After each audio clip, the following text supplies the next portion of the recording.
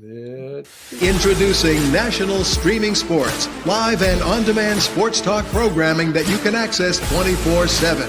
Check us out on YouTube, Facebook, and X. And for the premier sports talk experience, tap into our Roku channel. Start your mornings with Mac and Jack covering all the weekend sports action. Then pour a cup and enjoy all the sports you can drink on the Coffee and Sports podcast.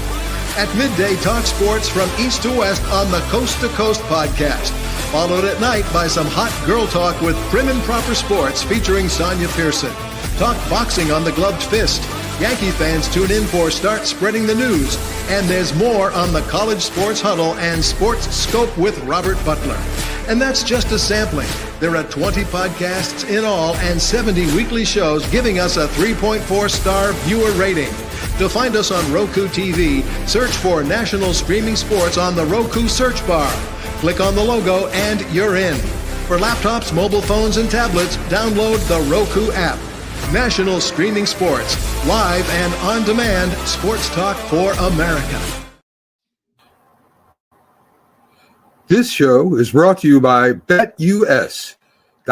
125% off your first 3 deposits, 30 years experience, secure site, wagering for all sports, including during the games and futures. SeatGeek provides you the best prices on sports and music events, game tickets, and concerts. Use NSS promo code to get $20 off your first ticket. Keep using the NSS promo code when purchasing tickets for great deals in the future. In Fanatics at nessp.info for your favorite teams, sportswear.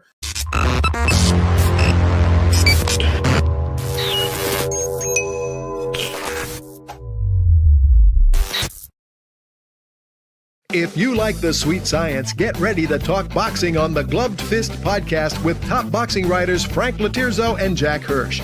Frank, a former amateur boxer out of Philadelphia, writes for NY Fights and can be seen on the Boxing Channel. Jack, an amateur boxer who competed in the New York Golden Gloves, was a 6-term president of the Boxing Writers Association. And now, here's Frank Lotierzo and Jack Hirsch.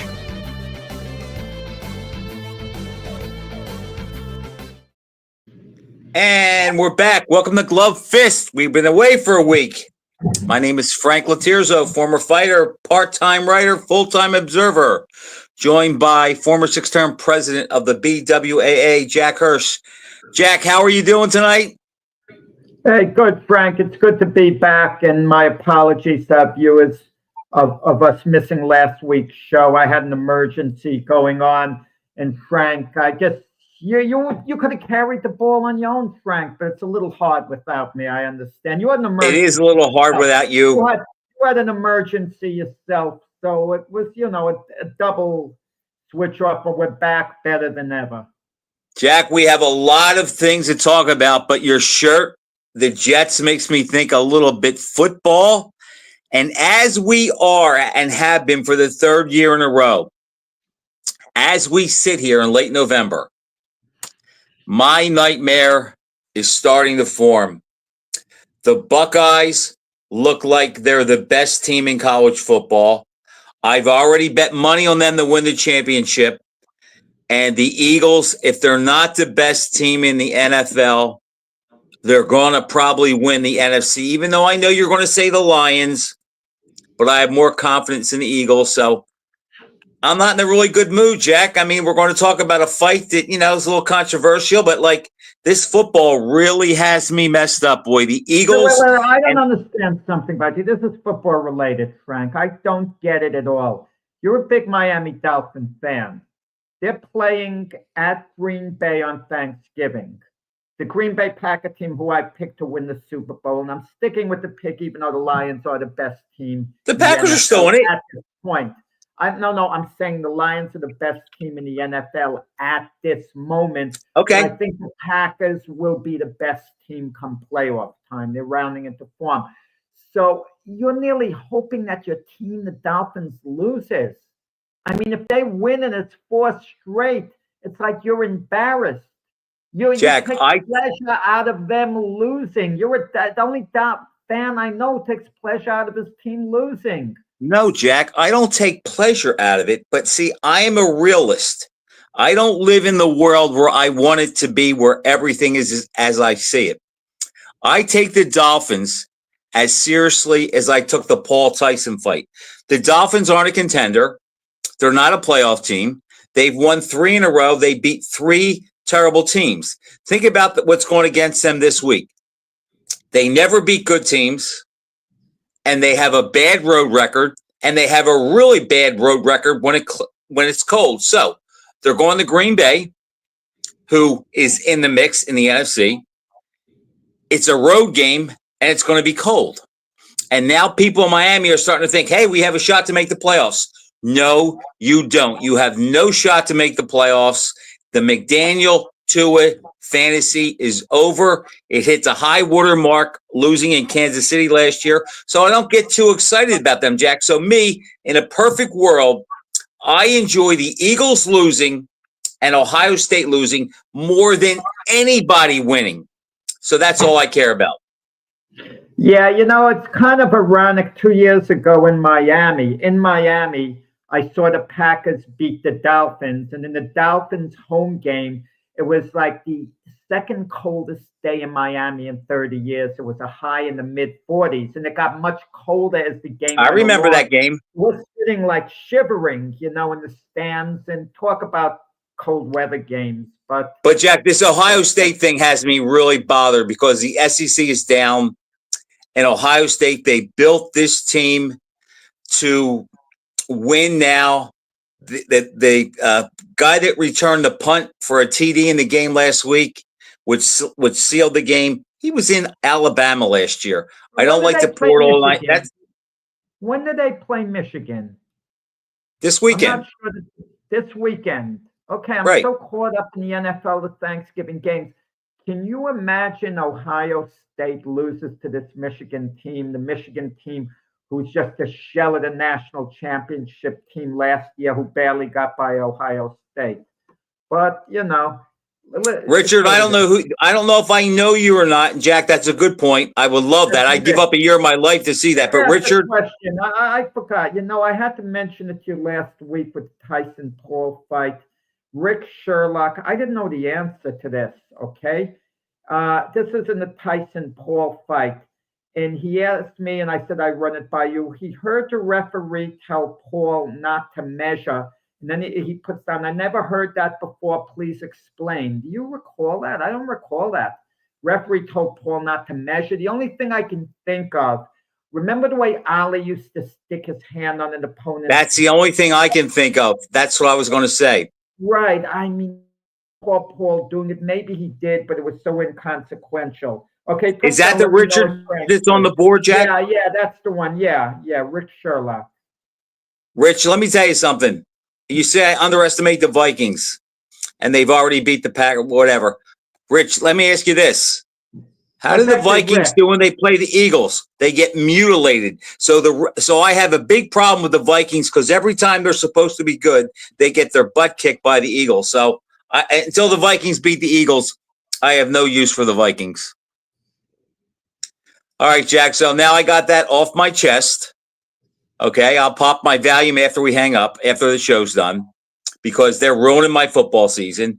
Don't give me happy Thanksgiving, Joe Bergman. You're one of them. You sit there and post a million things about the Eagles. By the way, I was at last Thursday, and that's a tie-in. I was at the Atlas Foundation dinner.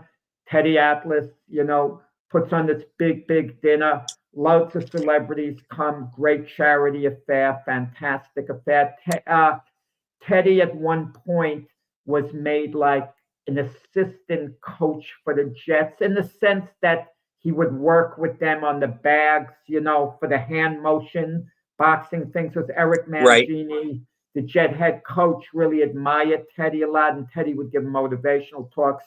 But at that banquet, it was, pretty good. Stephen A. Smith was there. Dan Hurley, the coach of UConn, was there. So it was a great time, great boxing event.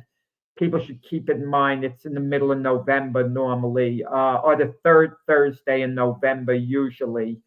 All right, Jack. keep in mind the 10 at some point. Out in Staten As Island. we transition to boxing, let me just say this. We didn't get a chance to talk about the Tyson-Paul charade, but I said would go the distance, and both guys would come out with something to brag about. Neither guy would get hurt, and Paul would be the winner, but Tyson wouldn't embarrass himself, and Paul can go on with the charade that he's doing. And that's pretty much how it is. The only thing is, Jack, I don't think it was fixed. I think the only thing rigged about that fight was the fact that I think Paul may have let up a little bit down the stretch. I'm not sure what to make out of it. I think it was on the level, okay? I don't think it was scripted per se, but it reminded me so much of the movie Rocky Balboa. It was supposed to be an exhibition, yet they're training like it's for real. It's supposed to be real. It's supposed to be an exhibition. My impression was, that Paul really likes Tyson a lot, looks up to him, respects the heck out of him, okay? And really didn't want to take him out of there unless forced to. If Tyson was hurt and helpless on the ropes, Paul would have hit him just enough to force the ref to intervene. He wouldn't look to level him and flatten him and then brag, about it. Just get him out of there. Kind of the way Ali got Jimmy Ellis out of there around 12, or the way Ali would get an opponent out of there sometimes. Just force a stoppage. But you got the feeling too, there's so many varying feelings. Paul also mentioned, he was a little concerned with getting hit, because you always have in the back of your mind, even though you're dominating a guy, what he might come up with. Like Terry Norris. I was at the Garden when Terry Norris beat Sugar Ray Leonard by decision. Frank Leonard had nothing the last 2 rounds. I remember the fight. Norris stepped it up, he could have gotten Ray out of that. And Ray Leonard was Norris's idol. And they asked Norris, could you have gotten him out of there? He said, maybe I could have, but with Ray, you never know. He could come up with something out of nowhere. So I thought I should play it a little safe. And that's what I got the feeling with Paul and Tyson was, he was outboxing him, clearly beating him. Tyson had nothing after an initial outburst in the first round. The first round, Tyson to one good right hand. And Frank, I have a confession to make. A big smile came over my face. One right hand, because it had some zip on it. Whoa, I go, that was kind of a nice punch he threw. But that was it for the evening. And Jack, you could basically say that was a lot of Tyson's career. He was very dangerous for 2 or 3 rounds. And then as the fight progressed, he wound down. But I think one of the things there was a shock to most people, and even to me, even though I saw it coming, it was much worse. I don't think that people realized how far and how much Tyson has slipped. He's almost 60 years old. Jack, I think that the wives' tale that the last thing that goes is a fighter's punch. I think it's the first thing that goes, especially if it's a guy like Tyson who depends on speed and accuracy. And the other thing is, Jack, I could see watching that Tyson saw things that maybe he could do, or openings that he could take advantage of and holes to fill, but he couldn't do it. And it was funny. At my martial arts club, there's a guy there who boxes. He's 25. He's not a pro. He's an amateur. And he's been all around the Philly gyms. He's into all kind of martial arts. And we spar. 5 years ago, he was no problem for me. Now, if we really go at it, he'll get the best of me. And it's the same thing I tell him when we spar. I say, I saw things. I saw openings where I could get you. But every time I thought about making a move, you either hit me or you moved, and it changed everything up. So the only thing I could do was hope that you would do something stupid and make a mistake. And when I was watching that fight with Tyson and Paul, Jack, I saw Tyson doing that. Like he couldn't, like his body wouldn't respond. He couldn't get his hands and feet in sync, and his body couldn't respond. So he was waiting for Paul to make a mistake that maybe he could capitalize on. And the other thing I'll say, and you saw that I felt this way, there was a lot of things on social media where these guys are showing clips where Tyson had an opening and he didn't let go because they thought maybe it was the fixed fight. And then they said, well, look, he looked good on the pads and he was explosive there. And I made a post and I said, look, with nobody hitting you back in a controlled environment, yes, you could look like a contender. But Jack, to me, that's like if we go out and we watch Dan Marino throw a football and it really hums and we can say, wow, that thing really goes. Oh, but he could still play quarterback. And we know there's no chance in the world that happening. I think it was the same thing. Yeah, I mean, people don't understand. Anyone could look good for a few seconds in a short burst. I mean, I could throw a flurry of punches and I could look like I'm 25 years old. If all I have to do is do it for 3-4 seconds, I mean, come on. Against a stationary target. Right. I mean, but with Tyson, I thought Paul was going to stop him in like 4 rounds. I thought it would be an utter mismatch. And I explained to people, look at any other sport. Get a 58-year-old guy in any other sport. And I talked to a basketball fan who thought Michael Jordan was the greatest. I said, Michael Jordan at age 58, could he have competed with the last guy on the bench of the worst NBA team? And the honest answer was no, he couldn't have competed with those guys at his age anymore. But in a short clip, if you leave Mike alone on the court, I'm sure he could still elevate and slam the ball down, and you'll go crazy watching, what he's doing. Oh, Mike still got it. This, that. I mean, it's everything about that, Jack, exhibited an old man whose body could not respond to his mind. Joe Louis said it years ago when he fought Ezra Charles. I saw openings, but when I went to take advantage of it, they weren't there. And in the little sparring I've been doing lately, Jack, I'm telling you, it was exactly what I saw. In fact, the next day when I went to work out, I saw the guy who I'm talking about, and he had a smirk on his face. And I says, what are you smirking at? He goes, I saw me and you. I said, exactly. I said, I'm Tyson. I said, I can't get off. I need you to make a mistake because I can't come and get you because I just can't get off.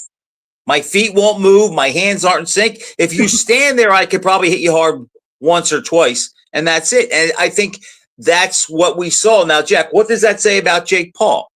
Where does he go? I'm not. Well, first off, I just get the feeling that if Paul was going all out, I gotta believe, and I can't say this with absolute confidence, but I gotta believe he would have gotten Tyson out of there. You mean the referee intervened, not a 10 count? Intervened. Right. I agree. Jake Paul, for all the bravado, was probably, and as much as he liked Mike Tyson personally, and then you got the feeling the two of them had a nice bond.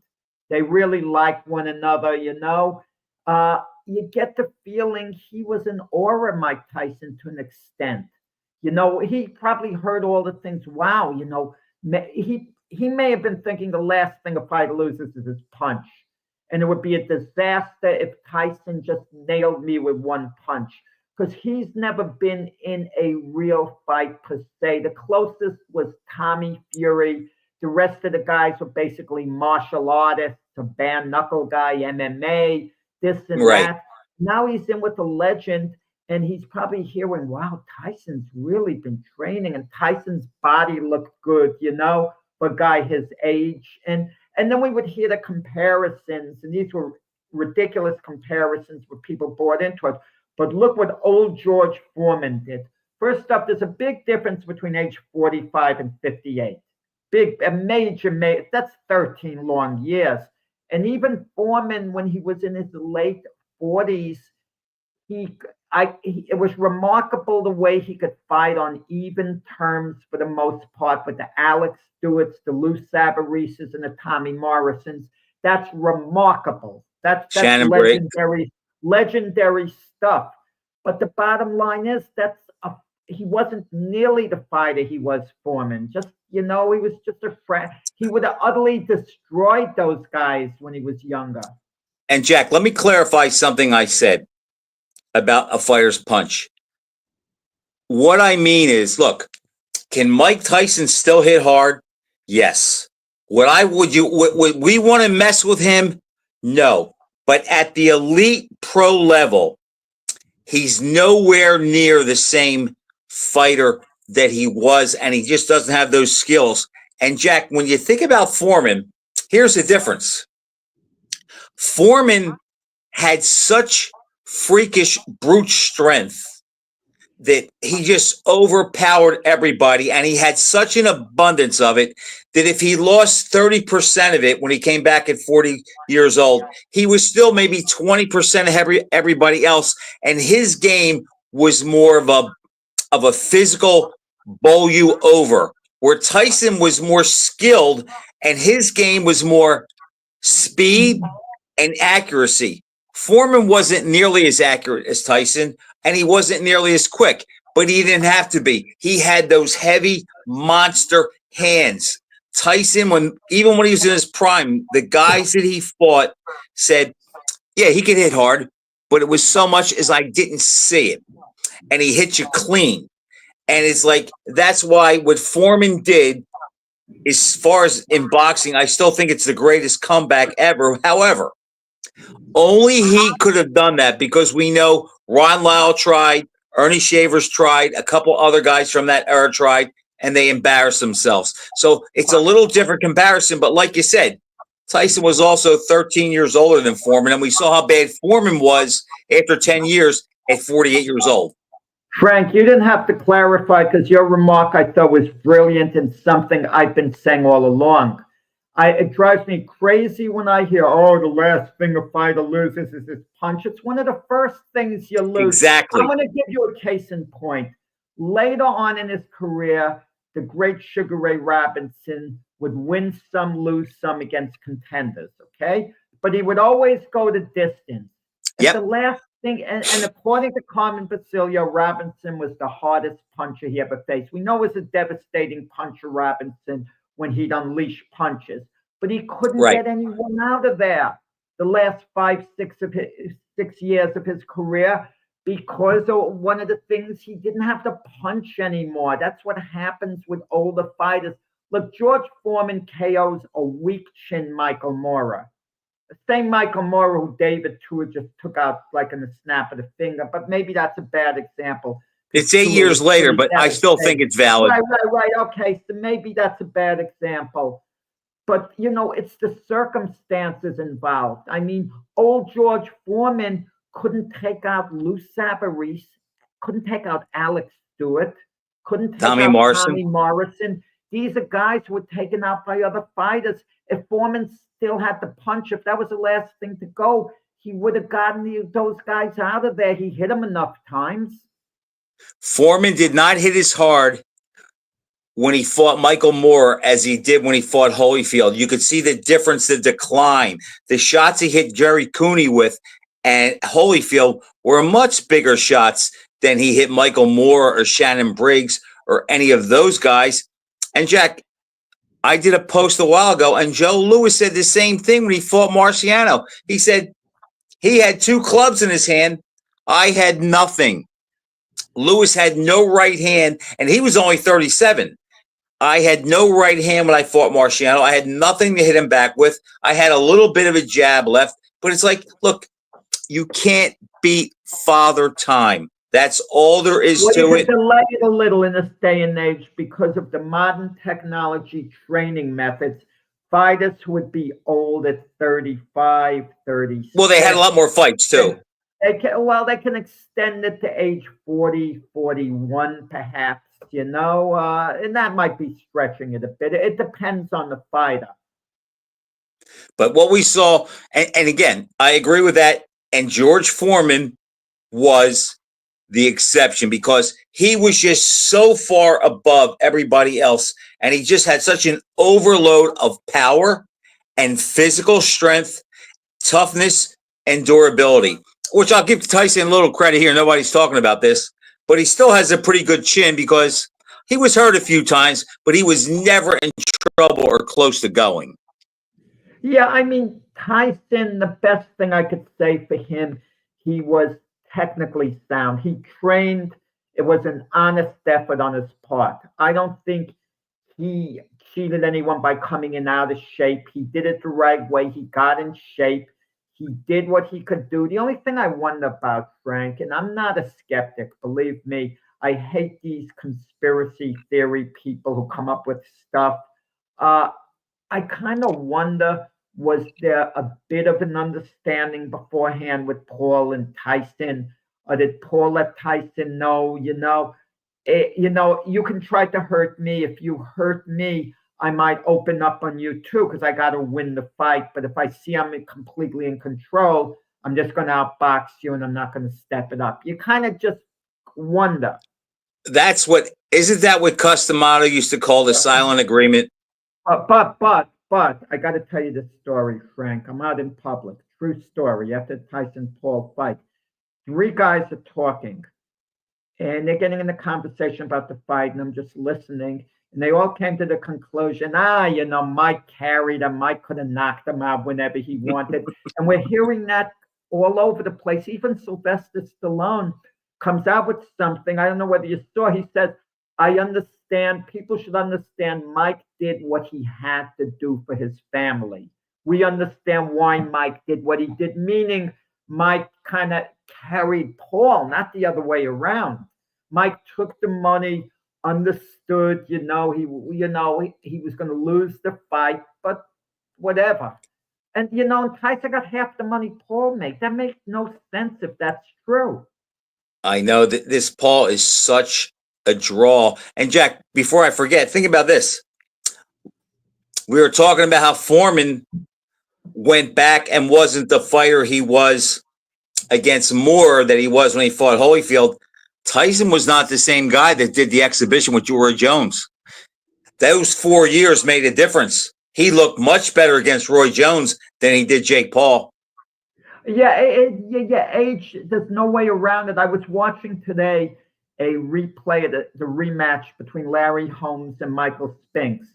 And I'm taking note of the last round, where, it was an important round, despite what Holmes said. Even if Holmes felt he was clearly ahead, you have to know you can't afford to give away a round in a fight like that, because you're putting your opponent within range of at least getting the decision. You know what I mean? Even if you feel he doesn't deserve and you feel you've done enough. And Holmes tried to exchange with Spinks. Spinks basically overwhelmed him for the most part in the last round of the rematch. And then I was thinking of the Holmes of the Norton fight, not the 36-year-old Holmes, the Holmes of 8 years before that, when he was like 28. Major difference between that Holmes against Norton. That Holmes against Norton would be fighting bell to bell. He wasn't going to get overwhelmed by Norton or anyone else. Jack, age, Father Time is undefeated, and, boxing history is replete with old guys that came back and, looked the way that Tyson did. Look, it doesn't matter what you look like, how fit you are, how good your body looks. Sometimes once you're old and you hit that watershed moment, you're basically an empty package and you can't do it any longer. I mean, look how bad Sugar Ray Leonard looked against Terry Norris, against Camacho. Camacho, it was awful. He looked terrible getting in the ring that night. Well, a part of boxing history, we've discussed it before. The one fight that drives me crazy is Jim Jeffries, age 35, coming off a 6-year layoff, gets stopped by Jack Johnson. And everyone gives Johnson credit as Jeffries' master. Johnson beat a shell of a fighter, okay? Who had to lose 100 pounds. Right. If you want to give Johnson major credit for that, then tell me Holmes was a better fighter than Ali, because he beat him soundly. I mean, come on. Yes. The only thing I think they think about that also is, Jack, I think they think that because Johnson was a more sophisticated boxer that maybe had they met in their prime, he outboxes them. I don't know. I didn't see either guy fight live, but I know that fight, it means absolutely nothing. And Jack, I meant to say, before the fight started, I'm on the phone with a buddy of mine because he's trying to figure out how to get Netflix. And Tyson's getting in the ring, and I said to him, I says, I don't think this is going to go well. He goes, what do you mean? I said, Tyson looks like an old man, and he's like, now that he's in the ring and all the lights on him, I think he looks really, really old, and I just don't think this is going to end well or he's going to look good. Basically, that's what we got. And the other thing, Jack, we didn't talk about is 65 million people streamed that fight, saw it on stream. Yeah, Can you believe that? Friday night, and it was on a Friday night. All the big fights these days take place on Saturday night, or the fights from Saudi Arabia in the United States at least come on late Saturday afternoon or thereabouts. But they had to do it Friday, Jack, because of the UFC card. I forgot about that. Not just the college football. I guess maybe that they too. didn't want to, compete with that. And is the UFC more popular than boxing? Yes. It is. Okay, I don't follow the UFC. I think across the board. I don't think it's in boxing's league when Canelo fights or maybe when Joshua fights or the big fights like that. But I think across the board it is, and let's face it, it's the boxing of the younger guys today that we didn't have back then. It was boxing. Now boxing is the old man sport. I think the way that they look at it. But I think they both can survive. And as we see, when boxing makes the good fights, I still think it's better than MMA. And I'm not putting those guys down, but I think the fights are more compelling. But that's why it was on. Jack, think about this. It's on a Friday night. 65 million people see it. I mean, it's not quite, but we're almost talking Super Bowl numbers. Well, but that you hit upon it, Frank. People were not tuned in to see a fight. Don't give boxing credit. Say, oh, look, they turn out for boxing. No, It was a show. The equivalent of a Super Bowl party. Most people who go to these Super Bowl parties, they don't know anything about football, Frank. It's ridiculous. I mean, I went to one Super Bowl party in my life, and I haven't been back. That was like 20 years ago or whatever. That's when Aaron Rodgers, ironically, and the Packers beat the Steelers so far back. But these people didn't know a darn thing about football. They couldn't care. No, it's a party. About the game. And I'm trying to concentrate on the darn game. The nachos and the loose talk, was secondary to me. I was interested in the darn game. And so I think Tyson Paul is a party. Young people come with dates. Even the dates who couldn't care less about Tyson and Paul, they're out. They're the party. It's an excuse to get together. And you don't have to watch the fight so intensely if you're not like a fan, like scoring it. You just watch and then you give an impression. It goes the distance. Oh, I thought so-and-so won. Yeah, fans like you and I, we watch every detail of the fight carefully. We're bearing Now, down. did you have any trouble with your stream? Yeah. Let me tell you what annoyed me the most, okay? The Katie Taylor-Amanda Serrano fight, I lost a round and a half. I only caught 3 rounds of it. So once I lost a round and a half, that meant 2 rounds I couldn't score. And it was a close decision.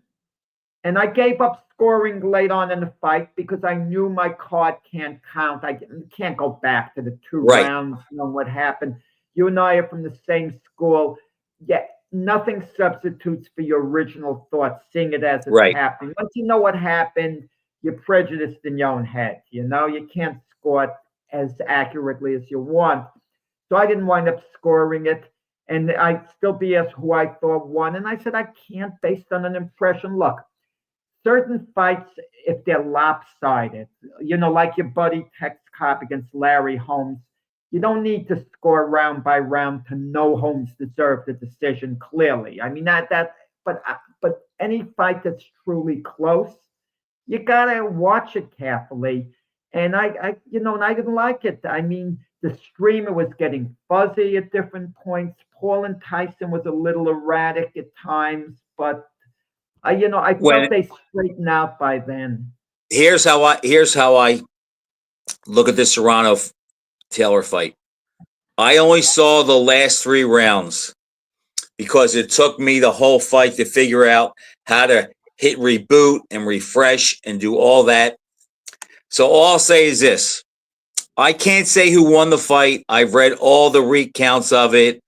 The 3 rounds I saw, it was a spectacular fight. And the only thing I can say is this. Of the 3 rounds that I saw, I thought Serrano got the slightly better of it. That's all I can say. Of the window that I saw, Well, I thought which three Serrano rounds? Did you see got the late in better of the it. fight or late in the fight or early in the fight? No, the last 3 rounds.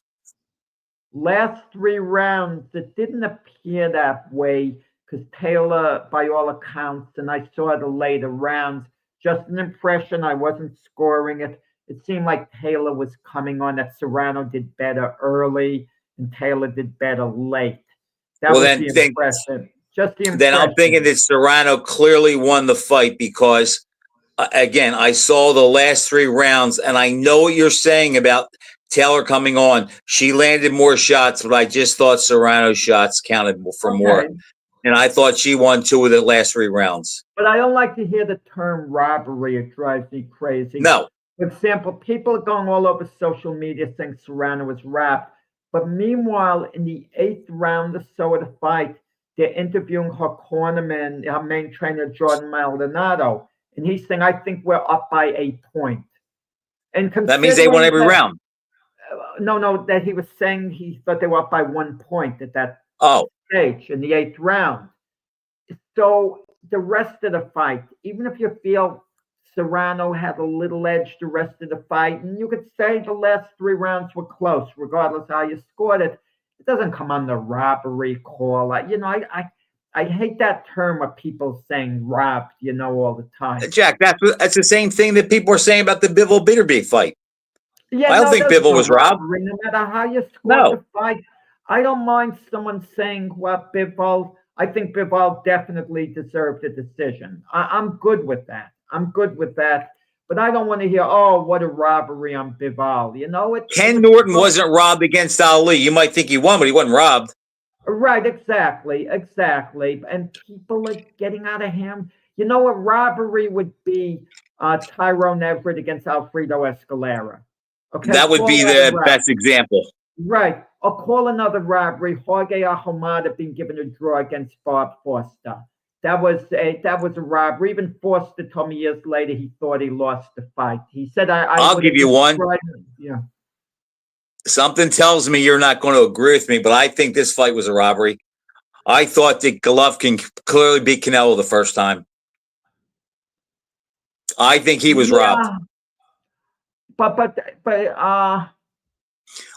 well, it was called a draw. I'd like to use another term. The decision was unjust. That's a better way of putting it. Or the decision was unfair, as opposed to robbery.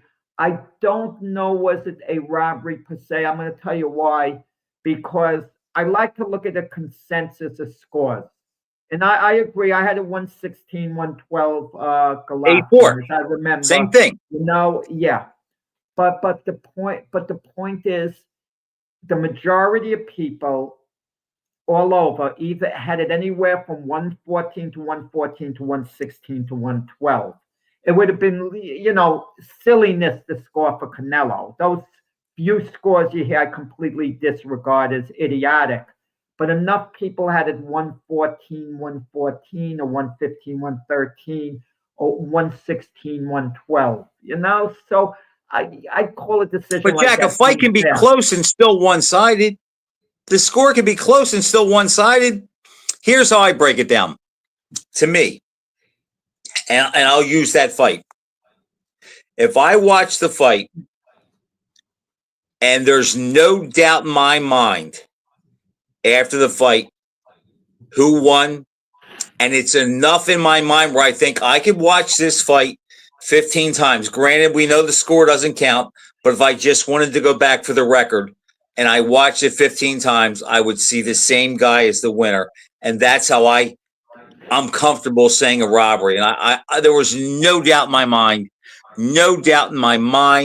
that when the bell rang to end that fight, that Golovkin won the fight. Now, I wasn't sure he was going to get the decision, but I was absolute that he won the battle in the ring. Oh, yeah, no, I can relate to that, what you're saying now, Frank. The first fight between Lennox Lewis and Evander Holyfield, I'm at Madison Square Same Garden. thing. At the end of 11 rounds, I only have Lewis up 1 point, 6 rounds to 5, and I'm not happy with my scorecard, but I'm watching every round closely, and I'm scoring and I'm concentrating, but there were few inconsequential rounds where I was leaning towards Holyfield by a tiny bit. But in the all-around fighting, Lewis was clearly ahead. You know what I'm thinking to myself going into round 12? Please win this round, Lennox. Because if I have to score this fight a draw, it's not a true draw, but I'm doing it on my round basis. And Lewis did win round 12. I had 115, 113. Judges, as it turned out, had it closer than that even. But we know Lewis won the fight, but it was too close for comfort, the cards. I had that fight, and I'm a bigger Holyfield fan than Lewis. I was rooting for Holyfield. I think I even picked Holyfield, and I had it 9-3 or 8-3-1 for Lewis. Yeah, okay. I had it 7-5. So yeah, okay. I listen. It was more a 9-3 fight for Lewis than a draw, even though I had a 115, 113. Right. I'll say that. Yeah. Jack, I would tell. there's I don't know if you looked ahead to the calendar, but today's the 25th of November, and there's really not a lot mainstream going on until the Usyk Fury rematch. Well, you have some, you have a show. I mean, Inouye fights today, this weekend, and then you have December 7th, Emmanuel Navarrete, Oscar Valdez. I mean, it's not stop the world, but yeah. Yeah, I mean, belts on the line and so on. Emmanuel Navarrete, I don't want to say has disappointed me. He's one of my favorite fighters, okay? And I always loved him. He throws so many darn punches, and he gives you such great value. And when all's said and done, he might be a Hall of Famer. But, he didn't take the next step into, true stardom, and I don't think he's ever going to get there. I mean, if he loses Oscar Valdez, that's going to be bad. A guy's beaten before, but he should beat Valdez in the next fight. But he only has so much upside, and then he beats Valdez in the next fight. I mean, if you matched him against a guy like a Shakur Stevenson, hypothetically, he loses fights like that. But let me ask you this. Speaking of the Fury rematch, if you had to pick tonight, who would you pick? I would pick Usyk, but I have some apprehension there. I'm picking Usyk based on my head. My emotions are going towards Fury a bit, because I think Fury has a ton of talent. I just think maybe he's gotten old and his body's going to, betray him. No matter how hard you train, when you've been abusing your body a long time, Frank, you could go into hard training. You could decide you're turning a leaf, but you might never be able to turn it around and get back to where you were. It kind of catches up for you. And I also feel, mentally speaking, for all of Fury's big talk, I think Usyk is stronger mentally than he is, especially going into this fight. I think Fury knows he's in the fight of his life. He can't mentally mess with Usyk's head. He could go on and on. I'm going to smash him. I'm going to do this. I'm going to do that. Before the first fight, I had picked Fury to win, but I changed my pick to Usyk right before. And that's usually a recipe to be wrong when you change your pick. Right. But I see how Fury was acting in the lead up to the fight. And when you call a special press conference to explain why smaller guys historically can't be bigger guys, and you're trying to convince the media. In reality, you're trying to convince yourself. And I didn't like that. And he has such tunnel vision, Usyk. Nothing is shaking this guy up. Nothing. I liked Fury to win that fight, Jack, until I saw him in the ring with Nagano, and I changed completely after that. Now, here's a question that no one has mentioned, and I want to get your opinion on it regarding that fight. But before I ask you the question, what year did Fury beat Klitschko? Was it 2015? Oh, thereabouts. I believe so. I mean, November 2015. Well, okay. I'm going to go. Let me just say something. I saw Fury fight in New York. I think it was 2011 or something like 2013 against Steve Cunningham, where Steve Cunningham, a cruiserweight, flattened him, knocked him on his back. And the only reason Fury won the fight was because of his size. That was the only reason at the end. Cunningham showed more skills, actually. Right. Fury leaned on him in the whole bit, used his size. Exactly. Okay, so here's my question. And I'm 99% sure that Fury won the title from Klitschko. Yes, it was, because Klitschko's reign was 10 years and it was 05 to 15. So it was 2015. Okay, so 2015. It's now almost 2025. That's 10 years. That's a generation. Yeah. If by chance Fury wins this fight, who goes down as the best heavyweight of the generation? Well, what generation are we talking about, Frank? I mean, okay, we've since the Tyson Lewis Holyfield class, we've had Lennox Lewis dominate. We've had the Lennox Lewis era. We've had the Klitschko era.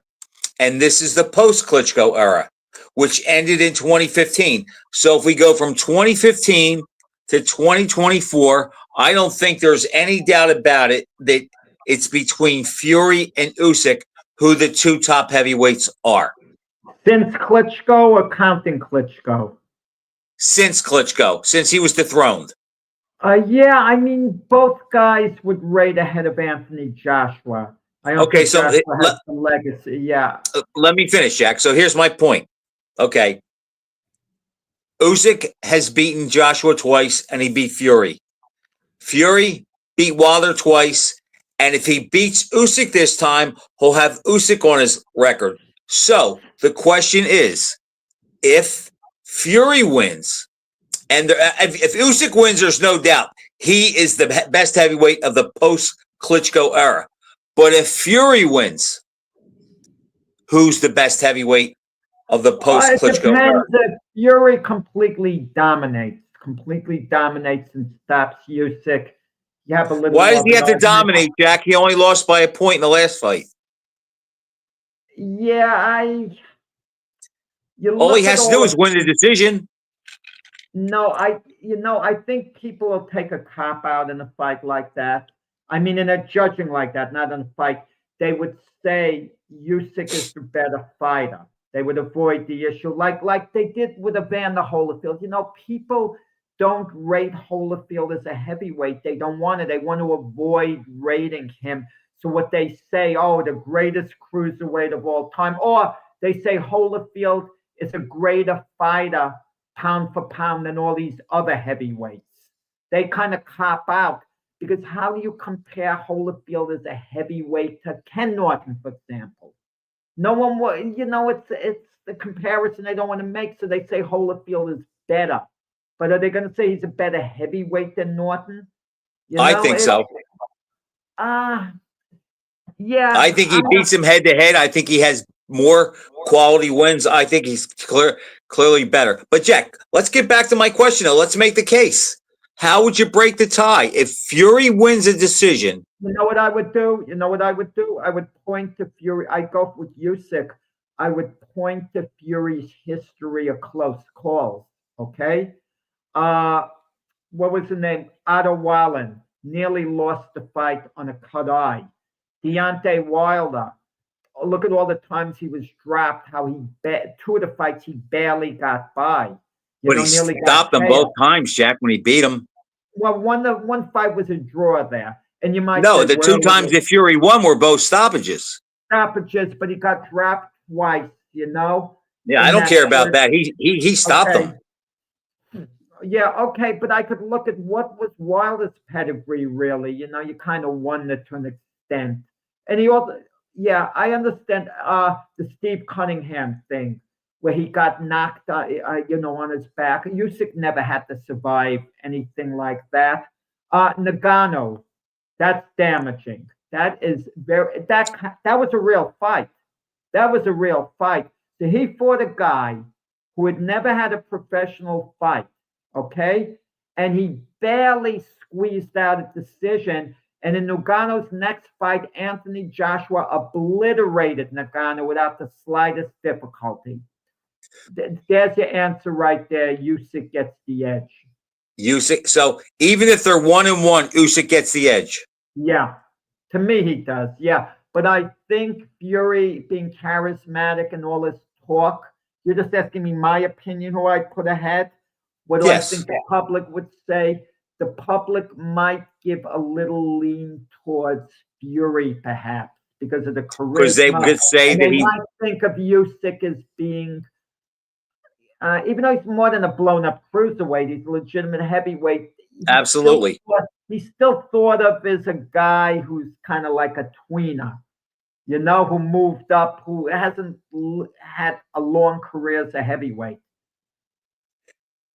I'm not sure where I come down, Jack. I think it's an interesting question. If Fury is 1-1 against Usyk, that would say a lot because he was the first guy to beat him.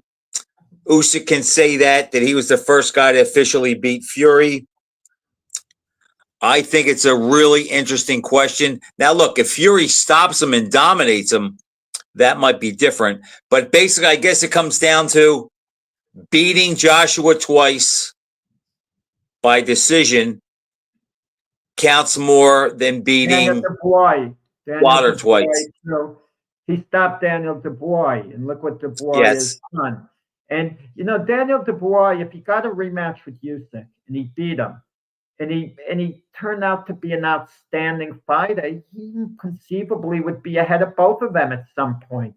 Speaking of that, there's a fun fight for you, Frank, your type of fight that you and your friends would like seeing getting all together, that I hear is close to being made. Derek Chisora against Jarrell Big Baby Miller. I saw that. What do you think? You and your friends like a fight like that, Frank, to have a beer and laugh and joke and watch that, right? I would go with, right now, I would go with Big Baby because I just think Chisora is just too old. And he's just not going to have as much left. But it'll be a fun fight. It'll be a fan-friendly fight for however long it goes. But yeah, that's about all you can say about it. Jack, you know what today is? Isn't this the Leonard Duran rematch, New Orleans? I mean, you could say that, or you could say Cobb Holmes, but I was thinking Duran Leonard too. Duran Leonard too, yeah, that's what I mean. The rematch. I was thinking of that with sometimes too much judgmental on results, but I fault the fighters. Duran at the second fight wasn't nearly the fighter he was at the first fight. The first fight, he was in great shape, peak condition, up mentally. For the rematch, it was just another fight to him, the way he trained. Just another fight, and Leonard was in peak form, which I was thinking about too. One of my all-time favorite fighters is Sugar Ray Leonard. He was more of a favorite fighter to me than Duran ever was. I like Duran, but I like Leonard always, a lot more for whatever reason. But he just had that charisma, that it factor. Right. But if you're asking me who was the greater fighter, it's like, wow.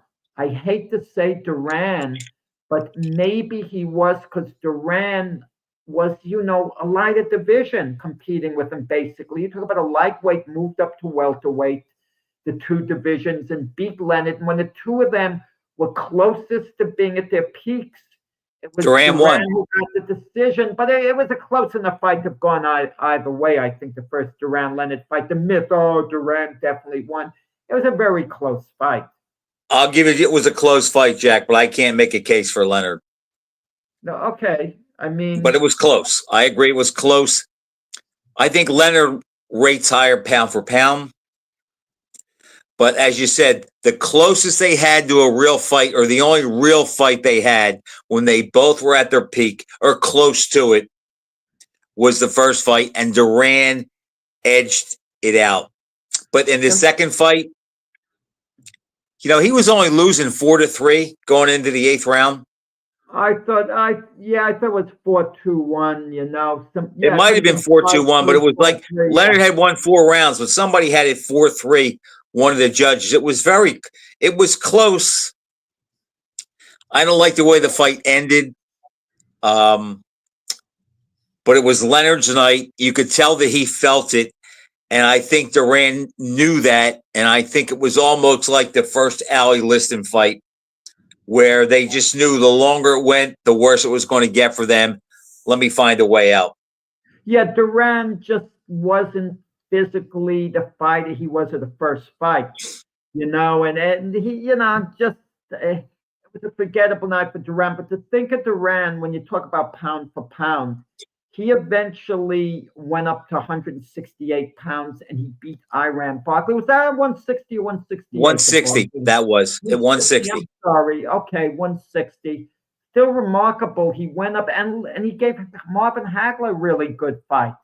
I thought he clearly lost to Hagler, and even though 2 of the judges had Hagler having to win the last couple of rounds to pull out the decision, which would have been a bit of a travesty, had Duran won one of the rounds and gotten the decision.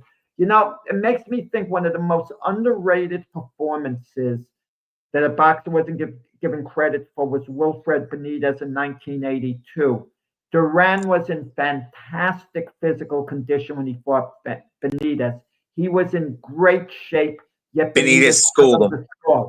I mean, and this was Duran who was in top form, for that fight, and which kind of makes me think. I mean, Benitez would have beaten Duran more than Duran would have beaten Benitez, except for the 2 nights where Duran came out like a madman against Leonard the first fight and against Ken Buchanan. That version of Duran would have gotten Benitez out of his comfort zone, and it would have been probably the one that fought Palomino too.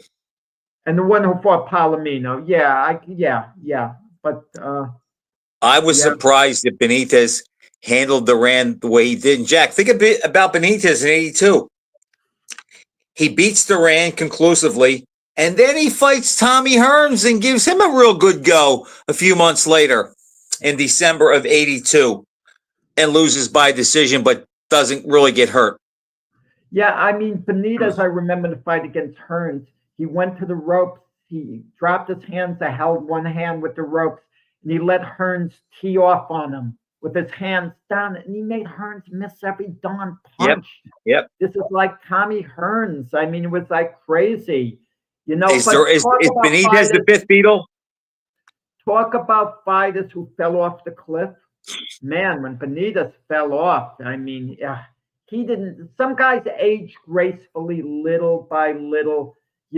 Age takes a toll on them, but some guys, they can suffer sudden loss, free fall, and they're awful. They can't do anything suddenly. Benitez had some other issues going on outside the ring, but I know exactly what you're saying. Let me ask you this: is he the 5th Beatle as far as the Fab Four? Good question. He fought all 3 of them. No, he fought 3 of them.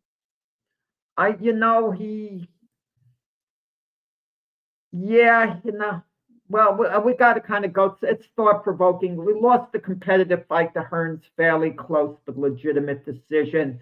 He gave Leonard all he could handle, and he handled Duran. He beat Duran. You could make a case, Benitez at his peak. Yeah, sure. Maybe not for career. Okay, Frank, just quick prediction. Tonight's game, Chargers and Ravens, the Harbaugh brothers. The Harbaugh Bowl. Just make a quick pick, and then we got to get off. I mean, I guess I'll go with the Ravens. I'm going to go with the Chargers. Okay. Where's the game? In LA. It is in LA. Yeah.